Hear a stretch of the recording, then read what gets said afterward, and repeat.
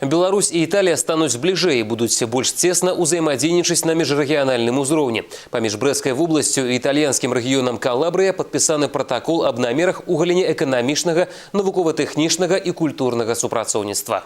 Супрацоўніцтва Брэсцкай вобласці з Італіяй развіваецца паслядоўна. Вялікі крок быў зроблены 3 гады таму, калі на тэрыторыі свабоднай эканамічнай зоны Брэст стварылася італьянская прамысловая акруга. Сёння Італія ў дзясятцы асноўных знешнеэканамічных партнёраў Брэсчыны. Аднак развіваць неабходна не толькі эканамічныя сувязі. Аб гэтым падчас нядаўняга візіту ў Італію кіраўнік Брэсцкай вобласці Константин Сумар вёў размову з намеснікам старшыні рэгіянальнага савета вобласці Калабрия Альберто Сара.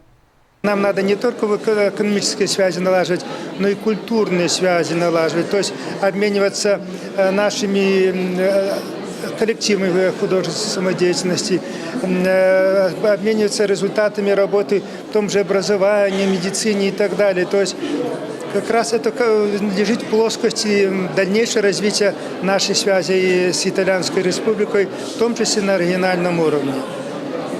Поэтому от этого, я считаю, будет польза. И сейчас делегация оттуда где-то будет формироваться. И они сказали, что в течение, может быть, месяца попросят, чтобы мы их приняли у нас в Брестскую область.